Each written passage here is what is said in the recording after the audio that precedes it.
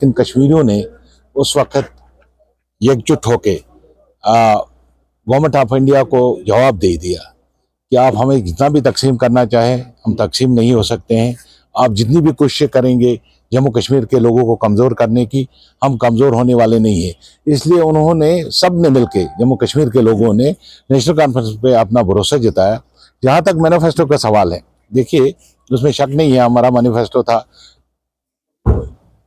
सबसे पहले था कि हम स्टेटहुड के लिए रेजोल्यूशन पास करेंगे, हमने किया। दूसरा था हमारा कि हम स्पेशल स्टेटस का रेजोल्यूशन जो ही असेंबली में आ जाएंगे हम उसको पास करेंगे, हमने पास करके वो भेज दिया।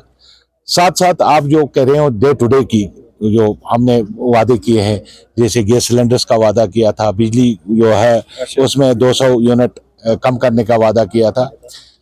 1 साल हो गया, आपने पिछले 7 साल की तबाही को अगर आप मद्देनजर रखोगे कि इस रियासत का क्या दरदिशा बनाया है, इसका क्या हालत बनाए हैं, आप जब सेक्रेटरीट में जाओगे तो तब आपको पता चलेगा। ऐसे कवानीन पास किए गए इस रियासत में जो लोगों के हित में नहीं थे, खासकर जम्मू कश्मीर के लोगों के हित में नहीं थे, ऐसी चीज़ें की गई है। आप सोच लीजिए कि हमने एक कानून बनाया था कि यहाँ की बेटी को 75,000 रुपया मिलेगा जिसकी शादी करनी है, उस पर भी इन्होंने मिडिल पास कर दिया कि मिडिल पास लड़की को वो मिलेगा। और अब उस पर भी हम काम कर रहे हैं। जहाँ तक बिजली और बाकी चीज़ों का सवाल है, राशन का, बीपीएल के लिए हमने अभी जो है इस बजट में हमने रखा है और वो ऐलान हुआ है और वो ग्राउंड पे लेवल पे जा रहा है।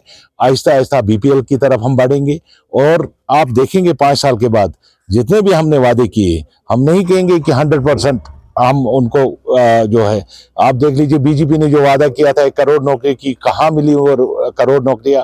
फिर उन्होंने वादा किया था कि हम हर घर में कोई भी ऐसा शख्स नहीं होगा जो जिसके छत नहीं होगा, कुछ नहीं मिला। लेकिन हम इंशाल्लाह आपको यहाँ कहेंगे कि 5 साल के बाद आप हमारा मुहासबा कीजिए, हमारा इम्तिहान ले लीजिए, उसके बाद भी आप लोगों के सामने आना है, हमने लोगों के सामने जाना है। उस वक्त नहीं है कि हम ये 4 साल निकालेंगे और उसके बाद घर में बैठेंगे। देखिए, बडगाम हमेशा नेशनल कॉन्फ्रेंस के साथ खड़ा रहा है और बडगाम के लोगों ने हमेशा नेशनल कॉन्फ्रेंस का साथ दे दिया है। पिछली बार उमर साहब यहाँ से लड़े, लेकिन पार्टी का फैसला हुआ कि वो बडगाम को सीट छोड़ के गांधरबल की सीट को रिटेन करे और अब 1 साल के बाद फिर से इलेक्शन हो रहा है। हम पुरुम्मीद हैं कि बडगाम के लोग जो हैं नेशनल कॉन्फ्रेंस को जिस तरीके से हमें हमेशा साथ दे दिया, इस बार भी साथ देंगे। देखिए क्या स्टैंड है, हमने तो पहली बार रेजोल्यूशन पास करके तो भेजा गवर्नमेंट ऑफ इंडिया को। हमने हमेशा कहा है 370 माँ की इज्जत, 370 बहन की इज्जत, 370 कश्मीरी की इज्जत है।